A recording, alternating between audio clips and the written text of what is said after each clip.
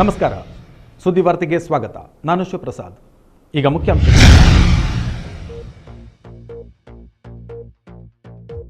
Note ರದ್ದು ಸುಳ್ಯದಲ್ಲಿ ಪರ ವಿರೋಧ ಕಾರ್ಯಕ್ರಮ, ಕಾಂಗ್ರೆಸ್ ಎಸ್ಡಿಪಿಐ ನೇತೃತ್ವದಲ್ಲಿ ಪ್ರತಿಭಟನೆ, ಬಿಜೆಪಿಯಿಂದ ಸಂಭ್ರಮಾಚರಣೆ, ಬ್ಯಾಂಕ್ ಸಿಬ್ಬಂದಿಗೆ ಅಭಿನಂದನೆ.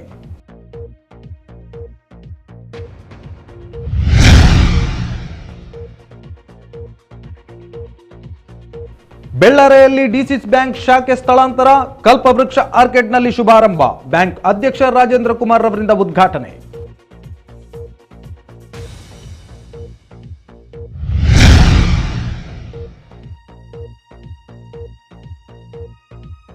ಆರ್ಬಿ ಫ್ರೆಂಡ್ಸ್ ವತಿಯಿಂದ ಪುರುಷರ ಪ್ರೊ ಕಬಡ್ಡಿ ಪಂದ್ಯಾಟ, ಆಟಗಾರರು ಹಾಗೂ ಅತಿಥಿಗಳಿದ್ದ ಆಕರ್ಷಕ ರ್ಯಾಲಿ, ಸಾಧಕರಿಗೆ ಹಾಗೂ ಮುಳುಗು ತಜ್ಞರಿಗೆ ಸನ್ಮಾನ.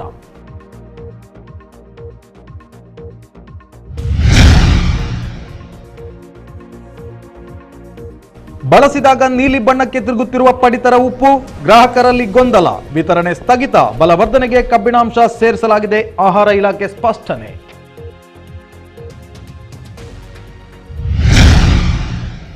ಈಗ ವಾರ್ತೆಗಳ ವಿವರ. ನೋಟು ರದ್ದು ಕ್ರಮವನ್ನು ಖಂಡಿಸಿ ವಿರೋಧ ಪಕ್ಷಗಳು ಕರೆ ನೀಡಿದ್ದ ರಾಷ್ಟ್ರವ್ಯಾಪಿ ಪ್ರತಿಭಟನೆಗೆ ಸುಳ್ಯದಲ್ಲೂ ಪೂರಕ ಪ್ರತಿಕ್ರಿಯೆ ವ್ಯಕ್ತವಾಗಿದೆ. ಕಾಂಗ್ರೆಸ್ ಹಾಗೂ ಎಸ್ಡಿಪಿಐ ನೇತೃತ್ವದಲ್ಲಿ ಬಸ್ ನಿಲ್ದಾಣದ ಬಳಿ ಪ್ರತಿಭಟನಾ ಸಭೆ ನಡೆಯಿತು. ನೋಟು ರದ್ದು ಕ್ರಮವನ್ನು ಖಂಡಿಸಿ ಮಾತನಾಡಿದ ಬ್ಲಾಕ್ ಕಾಂಗ್ರೆಸ್ ಅಧ್ಯಕ್ಷ ಎಂ ವೆಂಕಪ್ಪಗೌಡ, ಮೋದಿಯವರ ಕ್ರಮದಿಂದ ಬಡ ಜನತೆ ನಿತ್ಯ ಬ್ಯಾಂಕಿಗೆ ಅಲೆಯುವಂತಾಗಿದೆ. ದೇಶದಲ್ಲಿ 65 ಜನರು ಕುಸಿದು ಬಿದ್ದು ಸತ್ತಿದ್ದಾರೆ. ಇದಕ್ಕಾಗಿ ಬಿಜೆಪಿ ಇಂದು ಸಂಭ್ರಮದ ಆಚರಣೆ ನಡೆಸುತ್ತಿದೆ ಎಂದು ಟೀಕಿಸಿದರು. ಪ್ರಧಾನಿ ಮೋದಿಯವರು ನಮ್ಮ ತೆರಿಗೆ ಹಣದಿಂದ ಈಗಾಗಲೇ 50 ರಾಷ್ಟ್ರಗಳನ್ನು ಸುತ್ತಿದ್ದಾರೆ. ಕಳೆದ 7 ದಿನಗಳಿಂದ ಸಂಸತ್ ಅಧಿವೇಶನ ನಡೆಯುತ್ತಿದ್ದರೂ ಅದರಲ್ಲಿ ಭಾಗವಹಿಸಲು ಅವರಿಗೆ ಪುರ್ಸೊತ್ತು ಸಿಕ್ಕಿಲ್ಲ. ಸಿದ್ದರಾಮಯ್ಯ ಅಕ್ಕಿ ನೀಡಿದ್ದರಿಂದ ಬಡವರು ಬದುಕಿದ್ದಾರೆ ಎಂದರು. ಇನ್ನೂ ಅವರು ಸಂಭ್ರಮಾಚರಣೆ ಮಾಡಬೇಕಾಗಿರತಕ್ಕಂಥದ್ದು ಬೇರೆ ಇದೆ. ನಮಗೆ ಯಾರಿಗೂ ಗೊತ್ತಿಲ್ಲ. ನವೆಂಬರ್ 8ನೇ ತಾರೀಕು 8 ಗಂಟೆ ರಾತ್ರಿ ನಮಗೆ ಬಹುಶಃ ತುರ್ತು ಪರಿಸ್ಥಿತಿ, ಈ ದೇಶದಲ್ಲಿ ಆರ್ಥಿಕವಾಗಿರತಕ್ಕಂಥ ತುರ್ತು ಪರಿಸ್ಥಿತಿಯನ್ನ ಅವರು ಡಿಕ್ಲೇರ್ ಮಾಡತಕ್ಕಂಥ ಸಂದರ್ಭ ಕಾಂಗ್ರೆಸ್ಸಿನವರಿಗೆ ಯಾರಿಗೂ ಗೊತ್ತಿಲ್ಲ, ಜನತಾದಳದವರಿಗೆ ಯಾರಿಗೂ ಗೊತ್ತಿಲ್ಲ, ಕಮ್ಯುನಿಸ್ಟ್ನವರಿಗೆ ಗೊತ್ತಿಲ್ಲ, ಎಲ್ಡಿಪಿ ಅವರಿಗೆ ಗೊತ್ತಿಲ್ಲ, ವಿರೋಧ ಪಕ್ಷದಲ್ಲಿ ಯಾರ್ಯಾರಿದ್ದಾರೋ ಯಾರಿಗೂ ಕೂಡ ಗೊತ್ತಿಲ್ಲ. ಆದ್ರೆ ಇವರಿಗೆ ಸಂಭ್ರಮಾಚರಣೆ ಮಾಡಲಿಕ್ಕೆ ಕಾರಣ ಇದೆ. ನಮಗೆ ಯಾರಿಗೂ ಗೊತ್ತಿಲ್ಲ. ವೆಸ್ಟ್ ಬೆಂಗಾಲದಲ್ಲಿ ಭಾರತೀಯ ಜನತಾ ಪಾರ್ಟಿಯ ಒಂದು ಖಾತೆ ಇದೆ. ಆ ಖಾತೆಗೆ 3 ಕೋಟಿ ಹಣವನ್ನ ಬಿಜೆಪಿ ಜಮಾ ಮಾಡ್ತದೆ ಅಂತ ಹೇಳಿದ್ರೆ ಇದು ಸಂಭ್ರಮ ಅಲ್ಲದೆ ಏನಾದ್ರೂ ನಿಮಗೆ ಬೇರೆ ಏನಾದ್ರೂ ಅರಿಕೆ ಮಾಡುವವರು ಆದಮಾಜಿ ಅವರು ಬಹುಶಃ 10 ದಿನಗಳಿಂದ ಇವತ್ತು ಅವರ ಅಂಗಡಿ ಬಂದಾಗಿದೆ. ಈ ಮರ್ಕಂಜ ಕಡೆಯವರು, ನಮ್ಮ ಮಿತ್ರಗಳೆಲ್ಲ ಇದ್ದಾರೆ, ಮರ್ಕಂಜ ಕಡೆಯವರು ಹೆಚ್ಚಿನ ಜನ ಬಂದು ಅಲ್ಲಿಗೆ ಅಡಿಕೆ ಕೊಡುದು ನಾವೆಲ್ಲ ನೋಡ್ತಾ ಇರೋದು.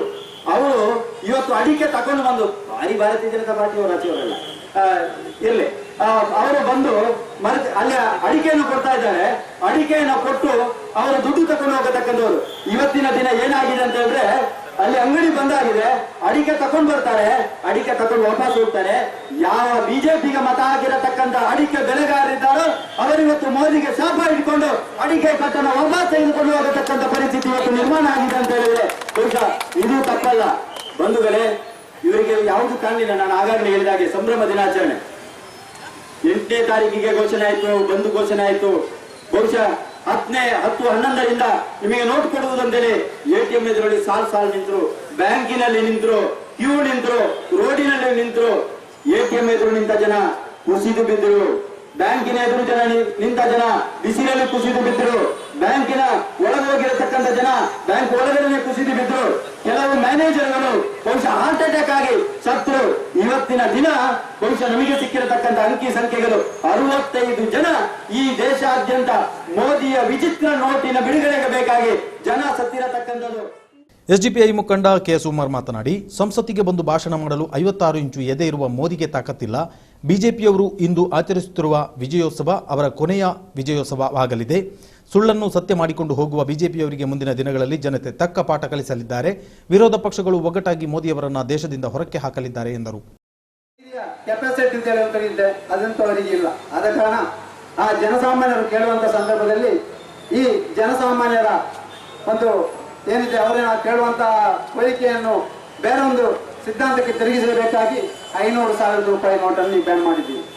ಆದರೆ ಅದನ್ನು ಸಂಘ ಪರಿವಾರದ ಬಿಜೆಪಿ ಸಂಘ ಪರಿವಾರದ ಕಾರ್ಯಕರ್ತರು ಅದು ತುಂಬಾ ಒಳ್ಳೆಯದಾಗಿದೆ, ಸುಮಾರು ನಾನು ಪತ್ರಿಕಾ ಮಾಧ್ಯಮದಲ್ಲಿ ರಾಷ್ಟ್ರೀಯ ಮಟ್ಟದ ರಾಜ್ಯ ಮಟ್ಟದ ಪತ್ರಿಕೆಯಲ್ಲಿ ಅವತ್ತು ನೈಟ್ ನಾನು ಸಹ ವೆಂಕಪ್ಪಗೌಡರು ಹೇಳಿದಾಗೆ ಸುಮಾರು ಈ ಒಂದು ಬ್ಯಾನ್ ಆದ ಸಂದರ್ಭದಲ್ಲಿ ಅವತ್ತು ಮನೆಯಲ್ಲೇ ಕೂತ್ಕೊಂಡು ನೋಡಿದ್ದೆ ಟಿವಿಯನ್ನು. ಆದ್ರೆ ಒಂದೆರಡು ಜನರನ್ನು ಮಾತ್ರ ಯಾರು ಸಂಘ ಪರಿವಾರದ ಜನ ಇದ್ದಾರೆ ಅವರನ್ನು ಟಿವಿಗೆ ಮಾಧ್ಯಮದವರು ಕರ್ಕೊಂಡು ಚರ್ಚೆ ಮಾಡಿದ್ರು, ಭಾರಿ ಒಳ್ಳೇದಾಗಿದೆ ಅಂತೇಳಿ. ಹಾಗೆ ಒಂದು 2 ದಿವಸ ಚರ್ಚೆ ಮಾಡಿದ್ರು. ಇವತ್ತಿಗೆ ದಿವಸ ಅಷ್ಟಾಯ್ತು. ಆ ನಂತರದ ಒಂದೇ ಒಂದು ದಿವಸ ಯಾರಾದ್ರೂ ಒಳ್ಳೇದಾಗಿದೆ ಅಂತೇಳಿ ಯಾವುದಾದ್ರೂ ಒಂದು ಟಿವಿಯಲ್ಲಿ ಹೇಳಿದ್ದನ್ನು ನೀವು ಕೇಳಿದ್ದೀರ ಸ್ವಾಮಿ? ನೀವು ಕೇಳಲಿಲ್ಲ. ಇವತ್ತು ನೀವು ಆ ಕಾರಣಕ್ಕಾಗಿ ಯಾವುದೇ ವಿರೋಧ ಪಕ್ಷಗಳು ಇವತ್ತೇನೋ ಪ್ರತಿಭಟನೆ ಮಾಡಲಿಕ್ಕೆ ಪ್ರಾರಂಭ ಮಾಡಿದ್ದೇವೆ. ಆ ಸಂದರ್ಭದಲ್ಲಿ ನೀವೇನು ವಿಜಯೋತ್ಸವ ಆಚರಣೆ ಮಾಡ್ತೀವಿ. ಖಂಡಿತವಾಗಿಯೂ ನೀವು ವಿಜಯೋತ್ಸವ ಆಚರಣೆ ಮಾಡಬೇಕಾದ ದಿವಸ ಇವತ್ತವರು. ಯಾಕೆ ಹೇಳ್ತೇವೆ ಅಂತ ಹೇಳಿದ್ರೆ ಕಳೆದ ಹಲವಾರು ವರ್ಷಗಳಿಂದ ನೀವು ವಿವಿಧ ವಿಷಯಗಳಲ್ಲಿ ನೀವು ವಿಜಯೋತ್ಸವ ಆಚರಣೆ ಮಾಡಿದ್ದೀರಿ. ಆದರೆ ಇನ್ನು ಇವತ್ತು ನೀವು ಒಂದು ವಿಜಯೋತ್ಸವವನ್ನು ಆಚರಣೆ ಮಾಡಿದ್ದೀರಲ್ಲ, ಇದು ನಿಮ್ಮ ಕೊನೆಯ ವಿಜಯೋತ್ಸವ ಅಂತ ಹೇಳಲಿಕ್ಕೆ ನಾವು ಈ ಸಂದರ್ಭದಲ್ಲಿ ಇಚ್ಛೆ ಪಡ್ತಾ ಇದ್ದೇವೆ. ಇನ್ನು ನೀವು ವಿಜಯೋತ್ಸವ ಆಚರಣೆ ಮಾಡ್ಲಿಕ್ಕಿಲ್ಲ. ಯಾಕಂತ ಹೇಳಿದ್ರೆ ನೀವು ವಿಜಯೋತ್ಸವ ಆಚರಣೆ ಮಾಡುತ್ತಿದ್ರೆ ಈಗಾಗಲೇ ರಂಗಪ್ಪಗೌಡರು ಹೇಳಿದ ಹಾಗೆ ನೀವು ಅಲ್ಲಿ ನಿಂತುಕೊಂಡು ಜನಸಾಮಾನ್ಯ ಸಂಘ ಪರಿವಾರದ ಕಾರ್ಯಕರ್ತರು ಸೇರಿದ ಕಡೆಗಳಲ್ಲಿ ಶ್ರೀಮಾನ್ ನರೇಂದ್ರ ಮೋದಿ ಅವರು ಬಂದು ಬಾಯಿಯೋ ಬಹನ ಅಂತೇಳಿ ಗೊತ್ತಾಗ್ತೀರಿ. ಆದರೆ ವಿರೋಧ ಪಕ್ಷದ 200 ಎಂಪಿಗಳಿರುವ ಪಾರ್ಲಿಮೆಂಟ್ ಅಲ್ಲಿ ರಾಜ್ಯಸಭೆಯಲ್ಲಿ ಬಂದು ಮಾತಾಡ್ಲಿಕ್ಕೆ ನಿಮಗೆ ಧೈರ್ಯ ಇದೆಯಾ? ನಿಮಗೆ ಧೈರ್ಯ ಇದ್ದರೆ ನೀವು ಅಲ್ಲಿ ಬಂದು ಮಾತಾಡಿ. ಅಲ್ಲಿ ಮಾತಾಡಿದ ನಿಮ್ಮ ಕಾರ್ಯಕರ್ತರನ್ನು ಸೇರಿಸಿಕೊಂಡು, ಅದು ಎಲ್ಲರಿಗೂ ಗೊತ್ತಿದೆ. ಎಲ್ಲ ಕಾರ್ಯಕರ್ತರು ಎಲ್ಲಿ ಸೇರಿದ್ರು ಅವರ ನಾಯಕರು ಬಂದು ಮಾತಾಡ್ತಾರೆ. ಅದಲ್ಲ, ನಿಮ್ಮ ಧೈರ್ಯ ಇದ್ದರೆ ನೀವು ಪಾರ್ಲಿಮೆಂಟ್ಗೆ ಮತ್ತು ರಾಜ್ಯಸಭೆಗೆ ಬಂದು ಈ ರಾಷ್ಟ್ರದ ಜನರಿಗೆ ನೀವು ಉತ್ತರವನ್ನು ಕೊಡಬೇಕಂತ. ಎಸ್ಡಿಪಿಐ ಮುಖಂಡ ಶಾಫಿ ಬೆಳ್ಳಾರೆ ಮಾತನಾಡಿ, ಅಧಿಕಾರ ಇದೆ ಎಂದು ಬಡವರ ಮೇಲೆ ಸವಾರಿ ಮಾಡುತ್ತಿದ್ದಾರೆ. ಅವರ ಅಧಿಕಾರ ಇಲ್ಲಿಗೆ ಕೊನೆಗೊಳ್ಳಲಿದೆ ಎಂದರು. ಅದು ನರೇಂದ್ರ ಮೋದಿ ಕೆಲಸವನ್ನು ಕೂಡ ನಾವು ಅರ್ಥ ಮಾಡಿಕೊಳ್ಬೇಕು. ಇಷ್ಟರ ಮಟ್ಟಿಗೆ ಈ ದೇಶ ಇವತ್ತು ಅವನತಿಯತ್ತ ಹೋಗ್ತಾ ಇದೆ. ಅವರು ಅಧಿಕಾರವನ್ನು ಹಿಡಿಯುವ ಸಂದರ್ಭದಲ್ಲಿ ಹೇಳಿದ್ರು, ಈ ದೇಶಕ್ಕೆ ಒಳ್ಳೆಯ ದಿನಗಳು ಬರಲಿಕ್ಕಿದೆ ಅಂತೇಳಿ.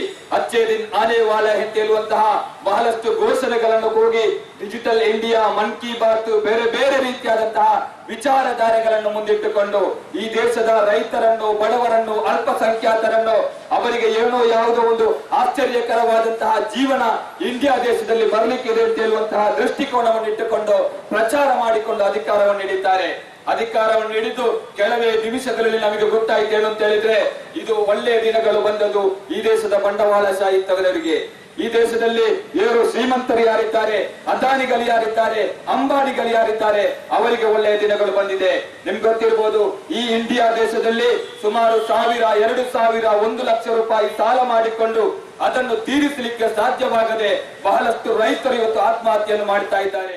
ಕೆಪಿಸಿಸಿ ಸದಸ್ಯ ಡಾಕ್ಟರ್ ರಘು, ಕೇಂದ್ರ ನಾರು ಮಂಡಳಿ ಮಾಜಿ ಸದಸ್ಯ ಟಿಎಂ ಶಹೀದ್ ಮಾತನಾಡಿದರು. ಕಾಂಗ್ರೆಸ್ ಮುಖಂಡರಾದ ಬೀರಾ ಮೊಯ್ದೀನ್, ಎಸ್ ಸಂಶುದ್ದೀನ್, ಪಿಎ ಮಹಮ್ಮದ್ ವೇದಿಕೆಯಲ್ಲಿದ್ದರು. PS Gangadhara, KM Musthafa, Dinesh Ambekallu, Abdul Gafoor, Ashok Nekraje, Prema teacher, Sujaya Krishna, Dharmapala Koygaje, Shashikala Neerabidre, Juliana Crasta ಮೊದಲಾದವರು ಇದ್ದರು. ಆಕ್ರೋಶ್ ದಿವಸ್ ಪ್ರತಿಭಟನೆಗೂ ಮುನ್ನ ನಗರದ ಮುಖ್ಯ ರಸ್ತೆಯಲ್ಲಿ ಪ್ರತಿಭಟನಾ ಮೆರವಣಿಗೆ ನಡೆಯಿತು. ಶಾಸ್ತ್ರಿ ವೃತ್ತದಿಂದ ಆರಂಭಗೊಂಡ ಮೆರವಣಿಗೆ ಮುಖ್ಯ ರಸ್ತೆಯಲ್ಲಿ ಸಾಗಿ ಗಾಂಧಿನಗರಕ್ಕೆ ತೆರಳಿ ಖಾಸಗಿ ಬಸ್ ನಿಲ್ದಾಣದ ಬಳಿ ಸಮಾಪನಗೊಂಡಿತು. ಕಾಂಗ್ರೆಸ್ ಹಾಗೂ ಎಸ್ಡಿಪಿಐ ಮುಖಂಡರು, ಕಾರ್ಯಕರ್ತರು ತಮ್ಮ ಪಕ್ಷದ ಧ್ವಜದೊಂದಿಗೆ ಮೆರವಣಿಗೆಯಲ್ಲಿ ಸಾಗಿದ್ದರು. ಆಲೋಚನೆ ಯೋಚನೆ ಮಾಡದ ಕೇಂದ್ರ ಸರ್ಕಾರದ ವಿರುದ್ಧ ಇದೀಗ ಪ್ರತಿಭಟನಾ ಮೆರವಣಿಗೆ. ಇದು ದೇಶಾದ್ಯಂತ ಕೇಂದ್ರ ಸರ್ಕಾರದ ವಿರುದ್ಧ ಪ್ರತಿಭಟನೆ ನಡೀತಿದೆ. ಸುಳ್ಯದ ಈ ಸಮಸ್ತ ಬಾಂಧವರು ಕೂಡ ಕೈಜೋಡಿಸ್ತಾ ಇದ್ದೇವೆ. ಈ ಮುನ್ನೆಚ್ಚರಿಕೆ ಆಲೋಚನೆ ಮಾಡದ ಕೇಂದ್ರ ಸರ್ಕಾರದ ವಿರುದ್ಧ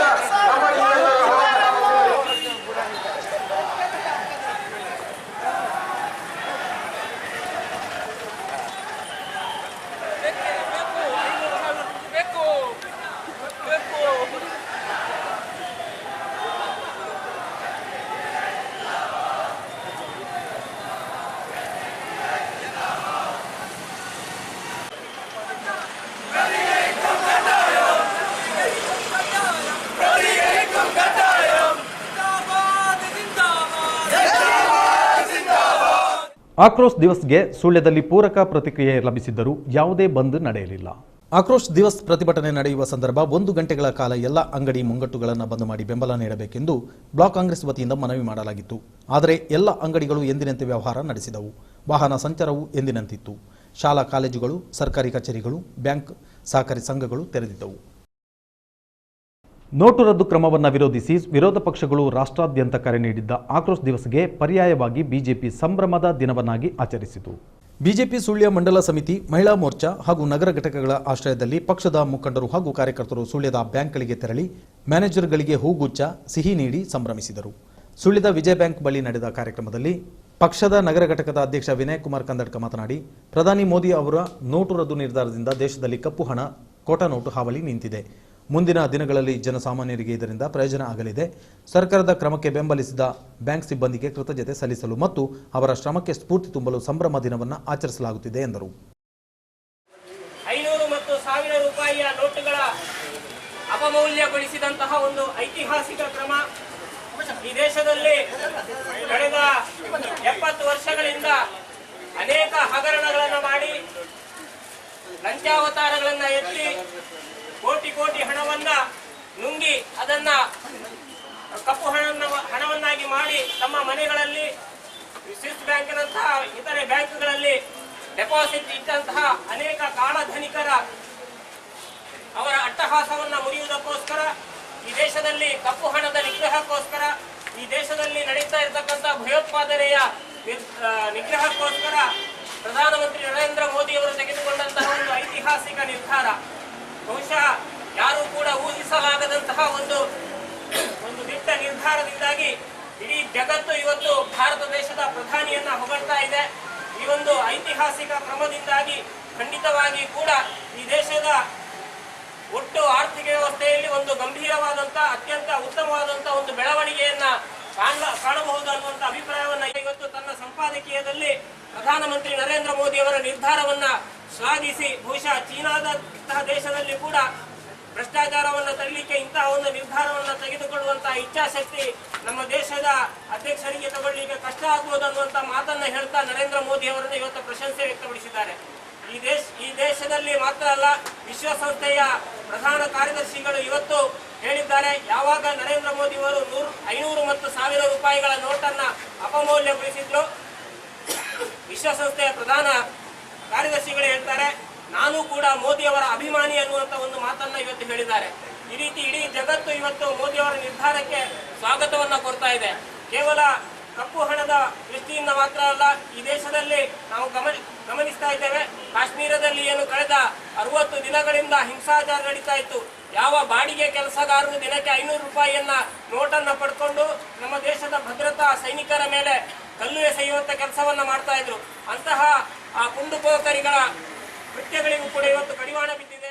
ಬಿಜೆಪಿ ಮಂಡಲ ಸಮಿತಿ ಪ್ರಧಾನ ಕಾರ್ಯದರ್ಶಿ ಪ್ರಕಾಶ್ ಹೆಗಡೆ, ಮಾಜಿ ಅಧ್ಯಕ್ಷ ಹರೀಶ್ ಕಂಜಿಪಿಲಿ, ಮಹಿಳಾ ಮೋರ್ಚಾ ಅಧ್ಯಕ್ಷೆ ಶೋಭಾ ನಲ್ಲೂರಾಯ, ಕಾರ್ಯದರ್ಶಿ ಜಯಂತಿ ಅಜ್ಜಾವರ, ಜಿಲ್ಲಾ ಪಂಚಾಯತ್ ಸದಸ್ಯೆ ಪುಷ್ಪಾವತಿ ಬಾಳಿಲ, ತಾಲೂಕು ಪಂಚಾಯತ್ ಅಧ್ಯಕ್ಷ ಚನಿ ಕಲ್ತಡ್ಕ, ನಗರ ಪಂಚಾಯತ್ ಅಧ್ಯಕ್ಷೆ ಶೀಲಾವತಿ ಮಾಧವ, ಉಪಾಧ್ಯಕ್ಷೆ ಹರಿನಾಕ್ಷಿ ನಾರಾಯಣ, ಸ್ಥಾಯಿ ಸಮಿತಿ ಅಧ್ಯಕ್ಷೆ ಮೋಹಿನಿ ನಾಗರಾಜ್, ನವೀನ್ ಕುಮಾರ್ ಮೇನಾಲ, ಹರೀಶ್ ಬೂಡುಪನ್ನೆ, ಎಟಿ ಕುಸುಮಾದರ, ಗೋಪಾಲ ನಡುಬೈಲು, ಪಿಕೆ ಉಮೇಶ್, ಸದಸ್ಯೆ ಮೀನಾಕ್ಷಿ, ಜಾನಕಿ ನಾರಾಯಣ, ಚಂದ್ರಾವತಿ, ದಾಮೋದರ ಮಂಚಿ, ಸೋಮನಾಥ್ ಕೇರ್ಪಳ ಮೊದಲಾದವರಿದ್ದರು.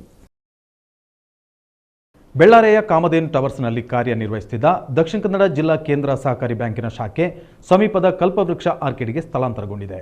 ದಕ್ಷಿಣ ಕನ್ನಡ ಜಿಲ್ಲಾ ಕೇಂದ್ರ ಸಹಕಾರಿ ಬ್ಯಾಂಕಿನ ಅಧ್ಯಕ್ಷ ಎಂಎನ್ ರಾಜೇಂದ್ರ ಕುಮಾರ್ ನೂತನ ಕಚೇರಿಯನ್ನು ಉದ್ಘಾಟಿಸಿ ಶುಭ ಹಾರೈಸಿದರು. ನಾವು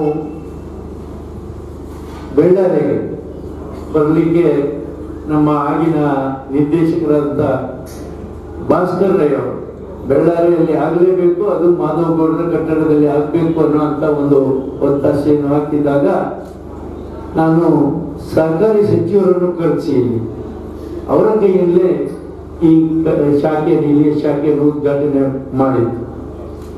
ಇವತ್ತು ನಮ್ಮ ಹತ್ರ ಸುಮಾರು ಇಲ್ಲಿ ಜನರು ನಮಗೆ ಪ್ರಾಥಮಿಕ ಸಂಘದವರು ಇರ್ಬೋದು, ನಮ್ಮ ಗ್ರಾಹಕರು ಇರ್ಬೋದು, ಮತ್ತು ನಮ್ಮೆಲ್ಲ ಸ್ವಸಹಾಯ ಗುಂಪಿನ ಸದಸ್ಯರು ಇರ್ಬೋದು, ಇವರೆಲ್ಲರೂ ನಮಗೆ ಸಹಕಾರ ಕೊಟ್ಟು ಸಹಕಾರಿ ಕ್ಷೇತ್ರ ಬೆಳಿಬೇಕು ಅನ್ನುವಂಥ ದೃಷ್ಟಿಕೋನದಿಂದ ಸುಮಾರು ಸಂಘಗಳಿಗೆ ಮತ್ತು ವೈಯಕ್ತಿಕವಾಗಿ ಸುಮಾರು 39 ಕೋಟಿ ಸಾಲವನ್ನು ಕೊಟ್ಟಿದ್ದೇವೆ. ಅಂದರೆ ನಮ್ದು ವಾಣಿಜ್ಯ ಬ್ಯಾಂಕ್ಗಳಿಗೂ ಇರುವಂತಹ ವ್ಯತ್ಯಾಸವನ್ನು ತಮ್ಮ ಮುಂದೆ ಹೇಳ್ತಾ ಇದ್ದೇವೆ. ವಾಣಿಜ್ಯ ಬ್ಯಾಂಕಿನವರು ಹಳ್ಳಿಗಳ ಹಣವನ್ನು ಕೊಂಡೋಗಿ ಪೇಟೆಯ ಜನರಿಗೆ ಕೊಡ್ತಾರೆ. ನಾವು ಪೇಟೆಯ ಹಣವನ್ನು ನಬಾರ್ಡ್ನ ರೀಫೈನಾನ್ಸ್ ತಂದು ಗ್ರಾಮಾಂತರ ಪ್ರದೇಶದಲ್ಲಿ ಇರುವಂತಹ ರೈತರಿಗೆ ಮುಖ್ಯವಾಗಿ ನಾವು ಪ್ರಾಥಮಿಕ ಸಂಘಗಳ ಮುಖಾಂತರ ಹಂಚುವುದರಿಂದ ಇಲ್ಲಿ ಪಡೆದಂತ 29 ದಕ್ಷಿಣ ಕನ್ನಡ ಜಿಲ್ಲೆಯಲ್ಲಿ ಸುಮಾರು 21 ವರ್ಷಗಳಿಂದ ಕೃಷಿಕರು ತನ್ನ ಪಡೆದಂತ ಸಾಲವನ್ನು ಮರುಪಾವತಿ ಮಾಡಿದರೆ 100ಕ್ಕೆ 100ರಷ್ಟು ಅಂತ ಒಂದು ಜಿಲ್ಲೆ ದೇಶದಲ್ಲಿ ಇದ್ರೆ ಅದು ನಮ್ಮ ಜಿಲ್ಲೆ. ಅದಕ್ಕೆ ಎಲ್ಲ ಕೀರ್ತಿ ಪ್ರಾಥಮಿಕ ಸಹಕಾರಿ ಸಂಸ್ಥೆಗಳಿಗೆ ಮತ್ತು ನಮ್ಮ ಜಿಲ್ಲೆಯ ರೈತರಿಗೆ ಸರ್. ಇವತ್ತಿನ ದಿವಸ ನಾವು ಸ್ವಲ್ಪ ಗ್ರಾಹಕರು, ನಮ್ಮ ಪ್ರಾಥಮಿಕ ಸಂಘಗಳ ಗ್ರಾಹಕರಿಗೆ ತೊಂದರೆ ಆಗಿದೆ. ಅಂದ್ರೆ ಅವರು ಇವತ್ತು ಅವನ ಕಂತಿನ ವಾಯ್ದೆ ಆದರೂ ಕೂಡ ಅಥವಾ ಅಲ್ಪಾವಧಿ ಸಾಲದ ವಾಯ್ದೆ ಆದಾಗ ಅವನಿಗೆ ಸಾಲ ಕಟ್ಟಲಿಕ್ಕೆ ಅವನ ಹತ್ರ ಇರುವ ಹಣ, ಇವತ್ತು ಹೊಸ ನೋಟುಗಳು ನಮ್ಮ ಹಳ್ಳಿಗೆ ಇನ್ನೂ ಬಂದಿಲ್ಲ, ಅವನ ಹಣವನ್ನು ಪಡೀಲಿಕ್ಕೆ ನಮಗೆ ಆಗ್ತಾ ಇದೆ. ಡಿಸಿಸಿ ಬ್ಯಾಂಕ್ ನಿರ್ದೇಶಕ ಕೆಎಸ್ ದೇವರಾಜ್ ಪ್ರಾಸ್ತಾವಿಕವಾಗಿ ಮಾತನಾಡಿದರು. ನಿರ್ದೇಶಕರಾದ ಶಶಿಕುಮಾರ್ ರೈ ಬಿ, ಎಸ್ಬಿ ಜಯರಾಮ್ ರೈ, ಕಟ್ಟಡ ಮಾಲಕ ಕಾಮಧೇನು ಮಾಧವಗೌಡ, ಶಾಖಾ ವ್ಯವಸ್ಥಾಪಕ ಕೆ ದಾಮೋದರ ಉಪಸ್ಥಿತರಿದ್ದು ಶುಭ ಹಾರೈಸಿದರು. ತೀರ್ಥಾನಂದ ಕೊಡಂಕೇರಿ ಕಾರ್ಯಕ್ರಮ ನಿರೂಪಿಸಿದರು. ಪೈಚಾರಿನ ಆರ್ಬಿ ಫ್ರೆಂಡ್ಸ್ ಆಶ್ರಯದಲ್ಲಿ ಸುಳ್ಯ ವಿಧಾನಸಭಾ ಕ್ಷೇತ್ರ ವ್ಯಾಪ್ತಿಯ ಪ್ರೋ ಮಾದರಿಯ ಹೊನಲು ಬೆಳಕಿನ ಪುರುಷರ ಲೀಗ್ ಕಬಡ್ಡಿ ಪಂದ್ಯಾಟ ಸುಳ್ಯದ ಜೆಒಸಿ ಮೈದಾನದಲ್ಲಿ ನಡೆಯಿತು.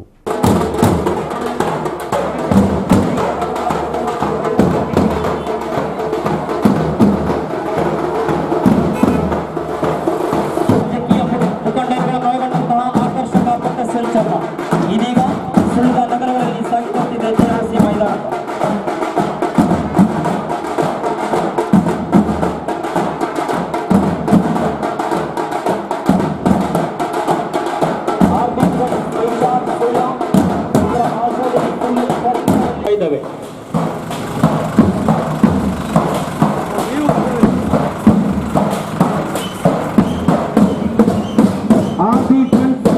ಸುಳ್ಯ ಇದರ ಆಶ್ರಯದಲ್ಲಿ ಸುಳ್ಯ ಚರಿತ್ರೆಯಲ್ಲಿ ಪ್ರಪ್ರಥಮವಾಗಿ ಸುಳ್ಯ ವಿಧಾನಸಭಾ ಕ್ಷೇತ್ರದ ಮಾದರಿಯ ಪುರುಷರ ಒಳಗೆ ಬೆಳಕಿನ ಹಾಗೂ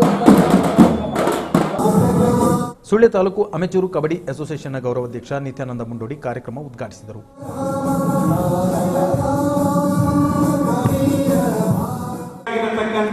ಕುನ್ನಿಪಳ್ಳಿ ಅವರಿಗೆ ಸನ್ಮಾನ ಅಂತ ಹೇಳಿದಾಗ ನನಗೆ ಬಹಳ ಸಂತೋಷ ಆಯಿತು. ಯಾಕೆಂತ ಹೇಳಿದ್ರೆ ನನ್ನ ತೀರ್ಥರಪ್ಪರವರು ಮತ್ತು ಅವರು ಜೊತೆಯಾಗಿ ಅವರು ತಾಲೂಕು ಬೋರ್ಡಿನ ಅಧ್ಯಕ್ಷರಾಗಿದ್ದರು, ನನ್ನ ತೀರ್ಥರಪ್ಪರವರು ಉಪಾಧ್ಯಕ್ಷರಾಗಿ ಆ ಸಮಯದಲ್ಲಿ ಇದ್ದಂಥ ವ್ಯವಸ್ಥೆ. ಹಾಗೆ ಬಹಳಂತೂ ಹಿರಿಯ ರಾಜಕಾರಣಿಯಾದರೂ ಯಾವುದೇ ಒಂದು ಪಕ್ಷದಲ್ಲಿದ್ದರೂ ಕೂಡ ಒಂದು ಪಕ್ಷಕ್ಕೆ ಸೀಮಿತವಾಗಿರದೆ ಎಲ್ಲ ಪಕ್ಷದವರನ್ನು ಕೂಡ ಎಲ್ಲ ಜನರನ್ನು ಒಂದು ಗೂಡಿಸಿ ಒಂದು ಇದರಲ್ಲಿ ತೆಗೆದುಕೊಂಡು ಹೋಗತಕ್ಕಂಥ ಎಲ್ರಿಗೂ ಬೇಕಾಗಿರತಕ್ಕಂಥ ವ್ಯಕ್ತಿಯನ್ನು ಇವತ್ತು ಗುರುತಿಸಿ ಸನ್ಮಾನಿಸಿ ಅಂತ ಹೇಳಿದಾಗ ಸುಳ್ಯ ಬ್ಲಾಕ್ ಕಾಂಗ್ರೆಸ್ ಅಧ್ಯಕ್ಷ ಎಂ ವೆಂಕಪ್ಪಗೌಡ ಪಂದ್ಯಾಟಕ್ಕೆ ಚಾಲನೆ ನೀಡಿದರು. ಸಮಯಕ್ಕೆ ಮುಂಚಿತವಾಗಿ ತಾವೇನು ಬಂದಿದ್ದೀರಾ, ಆ ಅಪವಾದವನ್ನು ಅಳಿಸಿ ಹಾಕಿದ್ದೀರಿ ಅನ್ನುವಂಥದ್ದನ್ನ ಬಹುಶಃ ಈ ಸಂದರ್ಭದಲ್ಲಿ ಹೇಳಲಿಕ್ಕೆ ನಾನು ಇಷ್ಟಪಡ್ತಾ ಇದ್ದೇನೆ. ಇವರು ಬರೀ ಇಲ್ಲಿಗೆ ಮಾತ್ರ ಬಂದಿರತಕ್ಕಂಥದ್ದಲ್ಲ, 3:30 ಗಂಟೆಗೆ ಮೆರವಣಿಗೆಗೆ ಪ್ರಾರಂಭ. ಬಹುಶಃ ಸುಳ್ಯದ ಬಸ್ ನಿಲ್ದಾಣದ ವತಿಯಿಂದ ಆ ಕಡೆಯಿಂದ ಮೆರವಣಿಗೆಗೆ ಪ್ರಾರಂಭ ಮಾಡತಕ್ಕಂಥ ಸಂದರ್ಭದಲ್ಲಿ ಅಲ್ಲಿ ತಂಡಗಳಾಗಿ ಆಗಮಿಸಿ ಬಹುಶಃ ಈ ಒಂದು ಪಂದ್ಯಾಟಕ್ಕೆ ಮೆರುಗನ್ನು ಕೊಟ್ಟಿರತಕ್ಕಂಥವರು ಇವತ್ತಿನ ಕ್ರೀಡಾಪಟುಗಳು ಮತ್ತು ಸಂಘಟಕರು ಅನ್ನುವಂಥ ಮಾತನ್ನು ಈ ಸಂದರ್ಭದಲ್ಲಿ ಹೇಳಲೇಬೇಕಾಗಿದೆ. ಸುಳ್ಯ ತಾಲೂಕು ಅಮೆಚೂರು ಕಬಡ್ಡಿ ಅಸೋಸಿಯೇಷನ್ ಅಧ್ಯಕ್ಷ ಎನ್ಎ ರಾಮಚಂದ್ರ ಅಧ್ಯಕ್ಷತೆ ವಹಿಸಿದರು. ಕಬಡ್ಡಿ ಅಸೋಸಿಯೇಷನ್ನ ಜಿಲ್ಲಾ ಉಪಾಧ್ಯಕ್ಷ ಪಿಬಿ ಸುಧಾಕರ್ ರೈ, ತಾಲೂಕು ಪಂಚಾಯತ್ ಅಧ್ಯಕ್ಷ ಚನ್ನೇಕಲ್ ತಡ್ಕ, ನಗರ ಪಂಚಾಯತ್ ಅಧ್ಯಕ್ಷೆ ಶೀಲಾವತಿ ಮಾಧವ, ಉಪಾಧ್ಯಕ್ಷೆ ಹರಿನಾಕ್ಷಿ ನಾರಾಯಣ, ಜಿಲ್ಲಾ ಪಂಚಾಯತ್ ಸದಸ್ಯರಾದ ಹರೀಶ್ ಕಂಜಿಪಿಲಿ, ಎಸ್ಎಂ ಮಹಮ್ಮದ್, ತಾಲೂಕು ಪಂಚಾಯತ್ ಸದಸ್ಯರಾದ ಅಶೋಕ್ ನೆಕ್ರಾಜೆ, ಪುಷ್ಪಾ ಮೇದಪ್ಪ, ತಾಲೂಕು ವಾಲಿಬಾಲ್ ಅಸೋಸಿಯೇಷನ್ ಅಧ್ಯಕ್ಷ ಎಸ್ ಶಂಸುದ್ದೀನ್, ನಗರ ಪಂಚಾಯತ್ ಸದಸ್ಯ ಕೆಎಸ್ ಉಮಾರ್, ಶರತ್ ಅಡ್ಕಾರು, ಆರಿಫ್ ಬೆಳ್ಳಾರೆ, ಶಾಫಿ ಬಳುಬೈಲು ಮುಂತಾದವರು ಉಪಸ್ಥಿತರಿದ್ದರು. ಪೈಚಾರಿನ ಆರ್ಬಿ ಫ್ರೆಂಡ್ಸ್ ಆಶ್ರಯದಲ್ಲಿ ನಡೆದ ಪ್ರೋ ಮಾದರಿಯ ಹೊನಲು ಬೆಳಕಿನ ಪುರುಷರ ಲೀಗ್ ಕಬಡ್ಡಿ ಪಂದ್ಯಾಟದಲ್ಲಿ ಸಾಧಕರನ್ನು ಮತ್ತು ಮುಳುಗು ತಜ್ಞರನ್ನು ಸನ್ಮಾನಿಸಲಾಯಿತು.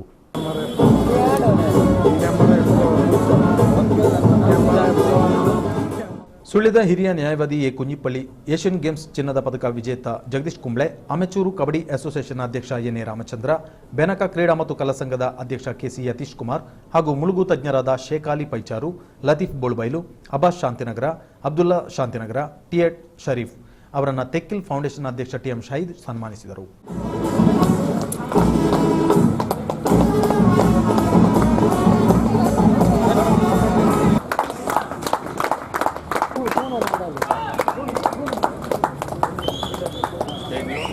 उधर ಅಬ್ದುಲ್ಲಾ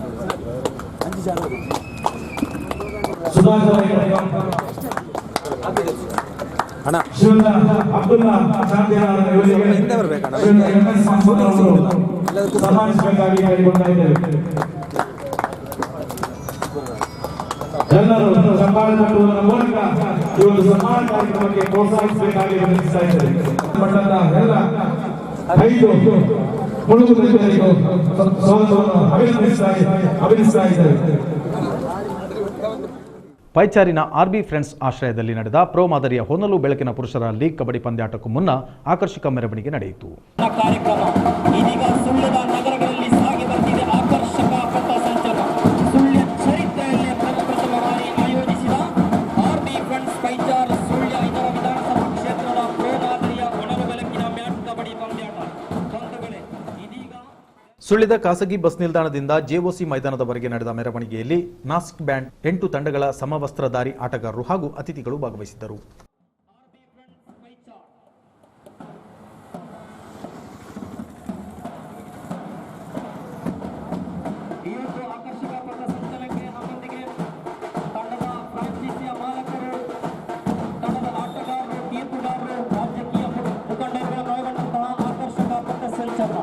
ಇದೀಗ ಸುಳ್ಯದ ನಗರಗಳಲ್ಲಿ ಸಾಗಿಸುತ್ತಿದೆ ಜೆಒಸಿ ಮೈದಾನ.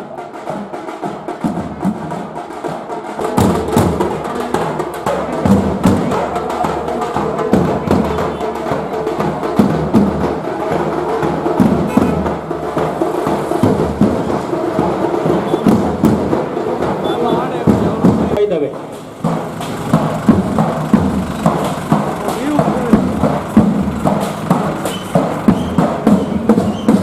ಆರ್ಬಿ ಫ್ರೆಂಡ್ಸ್ ಪೈಚಾರ್ ಸುಳ್ಯ ಇದರ ಆಶ್ರಯದಲ್ಲಿ ಸುಳ್ಯ ಚರಿತ್ರೆಯಲ್ಲೇ ಪ್ರಪ್ರಥಮವಾಗಿ ಸುಳ್ಯ ವಿಧಾನಸಭಾ ಕ್ಷೇತ್ರದ ಪ್ರೋ ಮಾದರಿಯ ಪುರುಷರ ಹೊನಲು ಬೆಳಕಿನ ಮ್ಯಾಟ್ ಕಬಡ್ಡಿ ಪಂದ್ಯಾಟ ಹಾಗೂ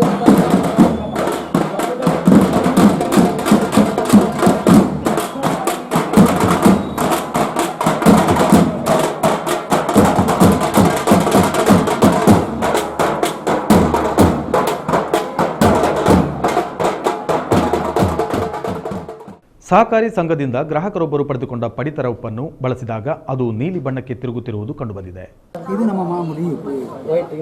ಮೇನಾಲದ ಗೋಪಾಲ ಎಂಬುವರು ಸುಳ್ಯದ ಸಿಎ ಬ್ಯಾಂಕ್ನ ಅಜ್ಜಾವರ ಶಾಖೆಯಿಂದ ಪಡಿತರದ ಉಪ್ಪನ್ನು ಪಡೆದುಕೊಂಡಿದ್ದರು.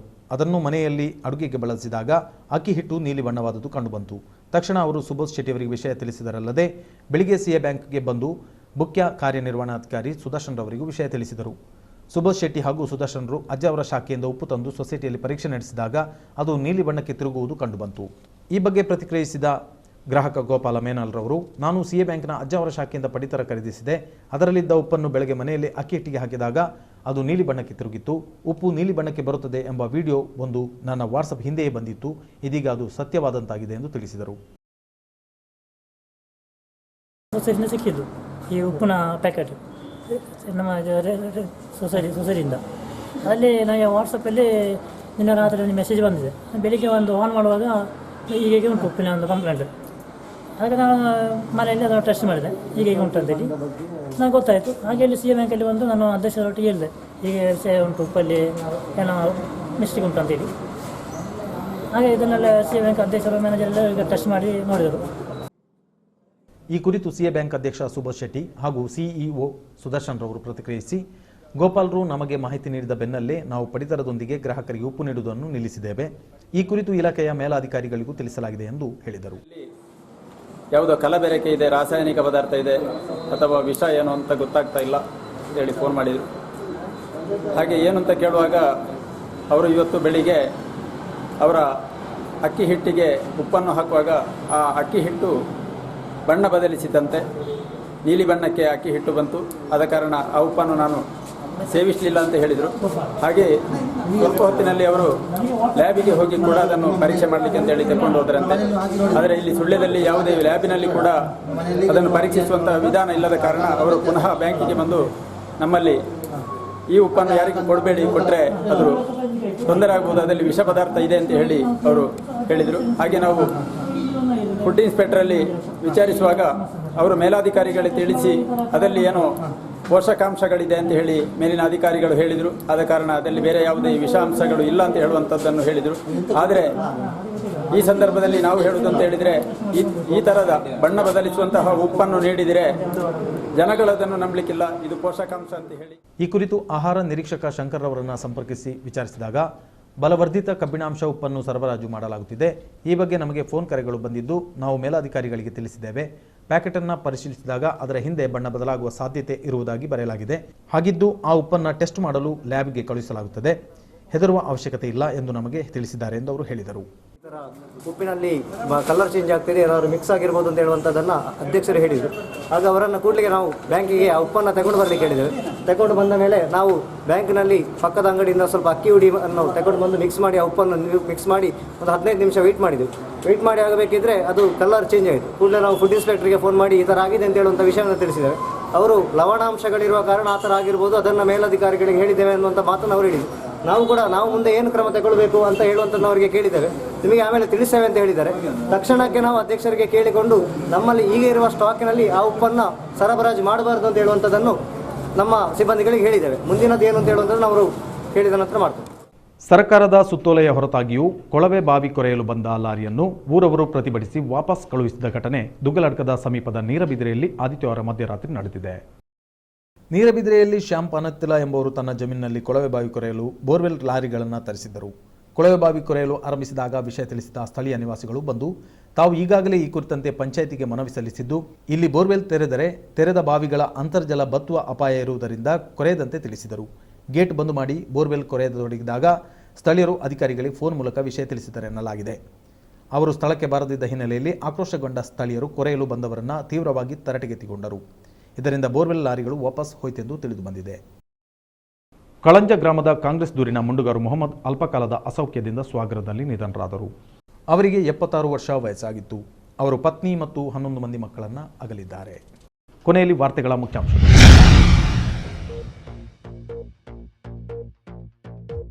ನೋಟು ರದ್ದು ಸುಳ್ಯದಲ್ಲಿ ಪರ ವಿರೋಧ ಕಾರ್ಯಕ್ರಮ. ಕಾಂಗ್ರೆಸ್ ಎಸ್ಡಿಪಿಐ ನೇತೃತ್ವದಲ್ಲಿ ಪ್ರತಿಭಟನೆ. ಬಿಜೆಪಿಯಿಂದ ಸಂಭ್ರಮಾಚರಣೆ. ಬ್ಯಾಂಕ್ ಸಿಬ್ಬಂದಿಗೆ ಅಭಿನಂದನೆ.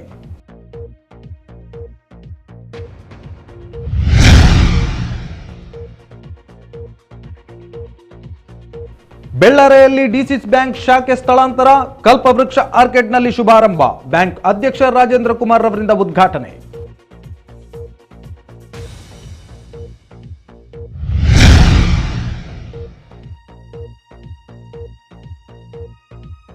ಆರ್ಬಿ ಫ್ರೆಂಡ್ಸ್ ವತಿಯಿಂದ ಪುರುಷರ ಪ್ರೊ ಕಬಡ್ಡಿ ಪಂದ್ಯಾಟ.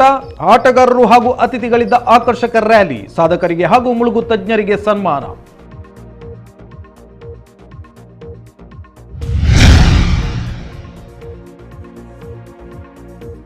ಬಳಸಿದಾಗ ನೀಲಿ ಬಣ್ಣಕ್ಕೆ ತಿರುಗುತ್ತಿರುವ ಪಡಿತರ ಉಪ್ಪು.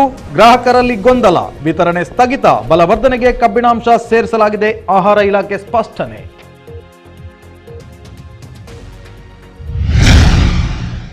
ಇದು ಈವರೆಗಿನ ಸುದ್ದಿ. ನಿರಂತರ ಕಾರ್ಯಕ್ರಮಕ್ಕಾಗಿ ನೋಡ್ತಾ ಇರಿ ಸುದ್ದಿ ಚಾನಲ್.